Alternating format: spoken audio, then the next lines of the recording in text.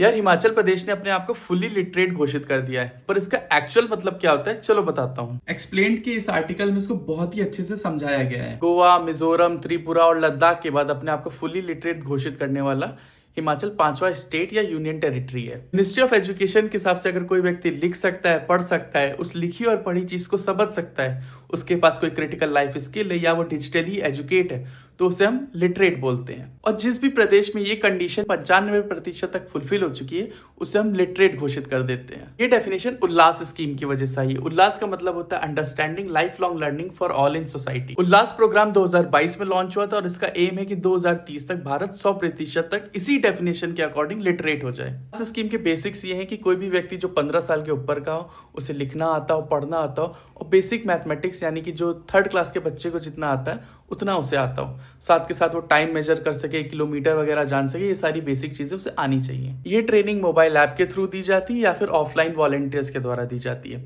इसके बाद आपको एक टेस्ट देना रहता है। उस टेस्ट को देने के बाद जो भी क्लियर करता है उसे लिटरेट घोषित करते हैं। अब स्टेट्स क्या करते हैं कि इसी उल्लास के सर्वे पर सर्वेस करते हैं, डेटास देखते हैं और आइडेंटिफाई करते हैं कि ऐसे कौन लोग हैं जिनको उल्लास वाली ट्रेनिंग मिलनी चाहिए। फिर उस उल्लास की ट्रेनिंग देते हैं और साथ के साथ एक टेस्ट भी कंडक्ट कराते हैं। 2011 के सेंसस के अनुसार भारत में साक्षरता 74% तक थी। हिमाचल, मिजोरम, त्रिपुरा हमेशा से कंट्री के एवरेज से ज्यादा साक्षर रहे हैं। 2011 तक कोई भी बच्चा जो 7 साल की उम्र का है वो पढ़ लेता है, लिख लेता है और इस बात को समझ लेता है, हम उसे साक्षर मानते थे। 2023-24 के पीरियोडिक लेबर फोर्स सर्वे के अनुसार भी हिमाचल प्रदेश की साक्षरता देश के एवरेज से काफी अच्छी रही है।